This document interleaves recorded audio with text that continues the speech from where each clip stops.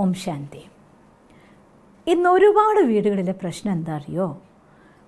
എനിക്ക് അവർ സമയം തരുന്നില്ല, ഇവർ സമയം തരുന്നില്ല, അവർക്ക് ഭയങ്കര ബിസി അവരുടെ ലോകത്താണ്, എനിക്ക് എൻ്റെ ഒരുപാട് തിരക്കുകൾ ഇവിടെയാണ്. ഫാമിലി എന്ന് പറയുന്ന സമയത്ത് കൂടെ സമയം വേണ്ടേ, കൂട്ടിനിരിക്കണ്ടേ, ഇങ്ങനെ ഒരുപാട് പ്രതീക്ഷകളും ആ പ്രതീക്ഷകൾ നിറവേറാതെ വരുന്ന സന്ദർഭത്തിൽ പരസ്പരം സംഘർഷങ്ങളിലേക്ക് എത്തും. പിന്നെ ഒരാൾ മറ്റൊരാളെ നെഗ്ലക്റ്റ് ചെയ്യുന്നൊരവസ്ഥ, മറ്റൊരാൾ മൈൻഡ് ചെയ്യാതിരിക്കുന്നൊരവസ്ഥ. നിങ്ങൾക്ക് തിരക്ക് കൂടുതലായതുകൊണ്ട് എൻ്റെ കാര്യങ്ങളൊന്നും നിങ്ങൾ അറിയണ്ട, ഞാൻ എൻ്റെ കാര്യം നോക്കിക്കോളാം, നിങ്ങൾ നിങ്ങളുടെ കാര്യം നോക്കിക്കോളൂ. അങ്ങനെ പരസ്പരം ഒത്തുചേരാതെ ഒന്നിച്ചു പോകുന്ന ഒരു കാലഘട്ടത്തിലാണ് നമ്മൾ കാണുന്നത്. എന്നാൽ തിരിച്ചൊന്ന് ചിന്തിച്ചു നോക്കിയേ, ഈ തിരക്കുകളും കാര്യങ്ങളൊക്കെ ഇല്ലാതാക്കിക്കൊണ്ട് നമ്മൾ അവരുടെ കൂടെ സമയം സ്പെൻഡ് ചെയ്ത് ജീവിക്കാമെന്ന് വിചാരിച്ചാൽ ആവശ്യത്തിനുള്ള ധനം ഉണ്ടാക്കാൻ ജോലി വേണ്ടേ, കാര്യങ്ങൾക്ക് പോകണ്ടേ? കാലഘട്ടം അങ്ങനെയല്ലേ. രണ്ടുപേരും കൂടെ ഒന്നിച്ച് അധ്വാനിച്ച് കൊണ്ടുവന്നാൽ പോലും നമുക്ക് നീഡ് മീറ്റ് ചെയ്യാൻ പറ്റാത്തത്ര രീതിയിലൊരു കാലഘട്ടവുമാണിത്. അപ്പോൾ എന്ത് ചെയ്യണം? ഇത് ശരിക്കും പറഞ്ഞു കഴിഞ്ഞാൽ പരസ്പരമുള്ളതായിട്ടുള്ള അണ്ടർസ്റ്റാൻഡിങ്ങിലെ കുറവാണ് മനുഷ്യന്മാരെ സംബന്ധിച്ചിടത്തോളം മറ്റൊരാളെ മനസ്സിലാക്കാൻ പറ്റാത്തതിൻ്റെ കാരണമാവുന്നത്. ഞാൻ നിങ്ങളോടൊന്ന് ചോദിക്കുകയാണ്, ഈ ലോകത്ത് ഒന്നിച്ച് ഒട്ടിയ ദേഹവുമായിട്ടുള്ള കുട്ടികളും ജനിക്കാറുണ്ട്, കണ്ടിട്ടില്ലേ? ഞാൻ ഓർത്തു പോകും, കുറച്ച് വർഷങ്ങൾക്ക് മുന്നേ ഒരു ബിജിലാനി എന്ന് പറയുന്നതായിരിക്കുന്ന ഫാമിലിയിലെ 32 വയസ്സുള്ള 2 പേര് നമ്മുടെ ബാംഗ്ലൂരിൽ ഓപ്പറേഷന് വേണ്ടി വന്നതായിട്ടുള്ള പ്രസ് റിപ്പോർട്ട് ഞാൻ വായിച്ചത് ഓർക്കുന്നുണ്ട്. 2 പേർക്കും 99% അവരെ ഓപ്പറേഷൻ ചെയ്ത് വേർപ്പെടുത്തിയാലും മരിക്കും എന്ന് ഡോക്ടർമാരും 1% മാത്രം അവർക്ക് രക്ഷപ്പെടാനുള്ള ചാൻസും പറഞ്ഞിരുന്നു. പക്ഷെ ആ 2 പേരും പറഞ്ഞത് ഇനി ഒന്നിച്ചിങ്ങനെ ജീവിക്കുന്നതിനേക്കാൾ നല്ലത് മരിക്കുന്നതാണെന്നാണ്. 2 പേർക്കും നല്ല പവറുണ്ട്, 2 പേരും എഫിഷ്യൻ്റ് ആയിട്ടുള്ള പേഴ്സണാലിറ്റീസാണ്. എൻ്റെ ഓർമ്മ ശരിയാണെങ്കിൽ ഒരാൾ സ്പോർട്സ് പേഴ്സണും മറ്റൊരാൾ ഡോക്ടർ ആവാനും ആഗ്രഹിക്കുന്നവർ. 2 പേരുടെയും ലൈഫിൻ്റെ ആഗ്രഹങ്ങൾ 2 വെറൈറ്റി ഒരു ശരീരത്തിൽ ഒട്ടിയവർ. ഒന്നിച്ചുറങ്ങണം, ഒന്നിച്ച് കഴിക്കണം, ഒന്നിച്ച് നടക്കണം. ഒരാൾ ഉണർന്ന് മറ്റൊരാൾക്ക് ഉറങ്ങുമ്പോൾ സാധ്യമല്ല. എന്തൊക്കെ രീതികളാണ് നമ്മൾ ലോകത്ത് കാണുന്നത്. ഒട്ടിപ്പോയത് കൊണ്ട് ജീവിക്കേണ്ടെന്ന് നിശ്ചയിക്കേണ്ട അവസ്ഥ അവർക്ക് വന്നു. നിങ്ങൾക്കറിയാലോ, 99% ഫെയിലിയറും 1% സക്സസ്സും എന്ന് പറയുമ്പോൾ ഒരാളും ഓപ്പറേഷന് പോവില്ല. പക്ഷെ അവർ ഓപ്പറേഷൻ നടത്തട്ടെ എന്ന് വിചാരിച്ചു, ഓപ്പറേഷനോട് അവസാനിക്കുകയും ചെയ്തു. ഒന്നിച്ചിങ്ങനെ ജീവിക്കേണ്ടെന്ന് തോന്നിപ്പോയി. കാരണം എന്തായിരുന്നു? ഒട്ടിപ്പോയത് കൊണ്ട്. ഇങ്ങനെയാണ് ലോകത്ത് ജീവിതങ്ങളും ഒന്നിച്ച് മുന്നോട്ട് പോകാൻ പറ്റാതെ പോകുന്നത്, ഒട്ടിപ്പോകുമ്പോഴാണ്. വിത്ത് റിയൽ റെസ്പെക്റ്റ്, പൂർണ്ണ ആദരവോടുകൂടി മറ്റൊരാളെ മനസ്സിലാക്കിക്കൊണ്ട് എനിക്ക് എൻ്റെ ലോകം എൻ്റെ കയ്യിലുണ്ട് എങ്കിൽ വേറൊരാൾക്ക് അവരുടെ ലോകമുള്ളത് നമുക്ക് വിഷമേ വരില്ല. പരസ്പരം ആദരിക്കാൻ സാധിക്കുമെങ്കിൽ, അവരെ കിട്ടുന്ന കുറച്ച് സമയം നമുക്ക് ഒന്നിച്ച് കിട്ടുന്നുവെങ്കിൽ ആ ഒന്നിച്ച് കിട്ടുന്ന മുഹൂർത്തങ്ങൾ അമൂല്യങ്ങളെന്ന് നമുക്ക് തോന്നിപ്പോകും.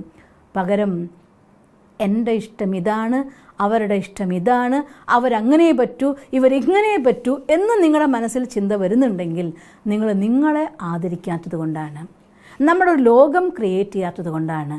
ഒന്നിച്ച് ജീവിക്കാൻ തുടങ്ങുമ്പോൾ, ഫാമിലീസിലേക്ക് എൻ്റർ ചെയ്യുമ്പോൾ ഒരു കരാറ് പരസ്പരം റെസ്പെക്റ്റോടെ ജീവിക്കാനാവണം. അല്ലാതെ ഒരാൾ മറ്റൊരാൾക്ക് വേണ്ടി മാത്രമേ ജീവിക്കാവൂ എന്ന് പറയരുത്. നിങ്ങൾ മറ്റൊരാൾക്ക് വേണ്ടി ജീവിച്ചോളൂ, അത് ഓട്ടോമാറ്റിക് പ്രോസസ്സാവും എപ്പോൾ നിങ്ങൾ ഒട്ടാതിരിക്കുമ്പോൾ. അതിനെന്ത് വേണം?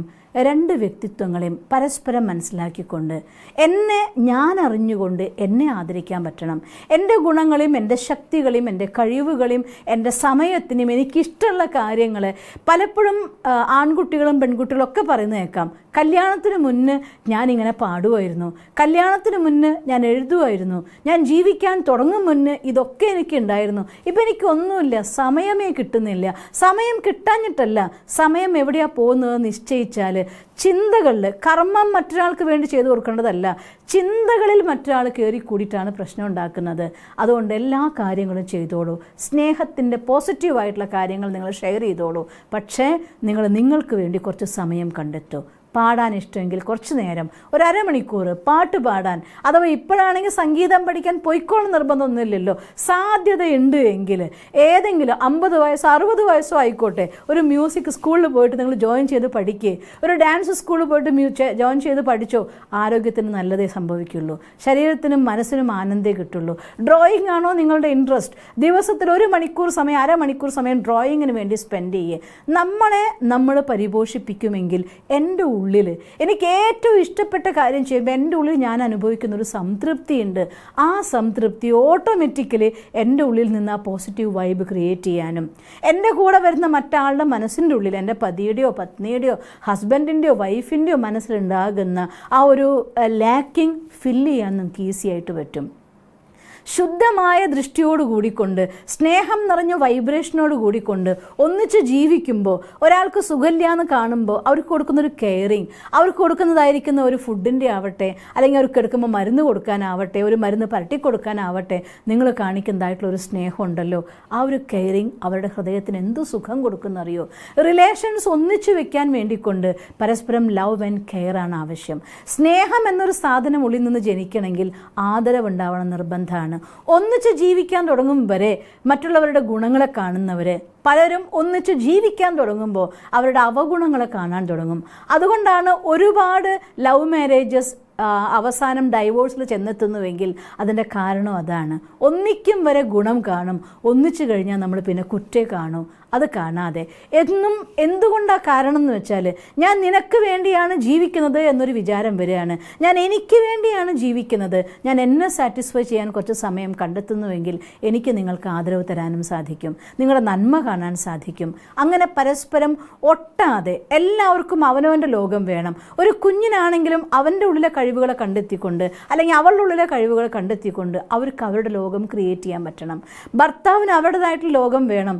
ആ ലോകം ഞാൻ ഉദ്ദേശിക്കുന്നത് സീക്രട്സ് ഒളിപ്പിച്ച് വെക്കുന്ന ലോകത്തെക്കുറിച്ചല്ല കേട്ടോ, തെറ്റിദ്ധരിക്കരുത്. ഞാൻ പറയുമ്പോൾ നിങ്ങൾക്ക് നിങ്ങളുടെ പേഴ്സണാലിറ്റിയിൽ ഫ്രാഗ്രൻസ് ക്രിയേറ്റ് ചെയ്യാൻ, ഓപ്പൺ ആവാൻ പറ്റും നിങ്ങൾക്ക്. അങ്ങനെയെങ്കിൽ നിങ്ങളുടെ സമയം കണ്ടെത്തുന്നത് നിങ്ങൾ പോസിറ്റീവിലാണെങ്കിൽ, അല്ലാതെ വേറെ ആരോ ആയിട്ട് എന്തോ ചാറ്റ് ചെയ്യുന്ന ഇപ്പോൾ ഇൻഡിവിജ്വാലിറ്റിയെക്കുറിച്ചല്ല ഞാൻ പറയുന്നത്.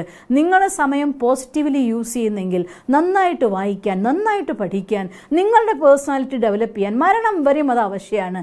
അങ്ങനെ ചെയ്യുന്നുവെങ്കിൽ നിങ്ങൾ ഓപ്പൺ ആയിരിക്കും, മറ്റാളും ഓപ്പൺ ആയിരിക്കും. അവർക്ക് വേറെ ഏതോ ഒരാളുമായിട്ട് ബന്ധം ഉണ്ടാക്കിയിട്ട് മനസ്സിന് സുഖം കണ്ടെത്തേണ്ടി വരില്ല. നമ്മൾ ഒന്നിക്കുമ്പോൾ തന്നെ സുഖം അനുഭവിക്കാൻ തുടങ്ങും. നിങ്ങളുടെ ജീവിതത്തിൽ ഈശ്വരന് കൂടി സ്ഥാനം ഉണ്ടെങ്കിലോ, ഈശ്വരൻ്റെ കുടക്കീഴിൽ ജീവിതം സുഖവും സന്തോഷവും നിറഞ്ഞതാവും. അതുകൊണ്ട് ഈശ്വരൻ നിങ്ങളുടെ വീട്ടിലേക്ക് കൂട്ടിക്കൊണ്ടുവരൂ. ജീവിതത്തിൻ്റെ ഭാഗമായിട്ട് സ്പിരിച്വാലിറ്റി കൊണ്ടുവന്നാൽ പരസ്പരം ഒന്നിച്ചൊഴുകുമ്പോഴും ആനന്ദത്തോടെ ഒഴുകിക്കൊണ്ട് ഒരു നല്ല സുന്ദരമായ ജീവിതം നിങ്ങൾക്ക് ജീവിക്കാനാകും. അങ്ങനെ സാധിക്കട്ടെ എന്ന് ഞാൻ ഈശ്വരനോട് പ്രാർത്ഥിക്കുന്നു. ഓം ശാന്തി.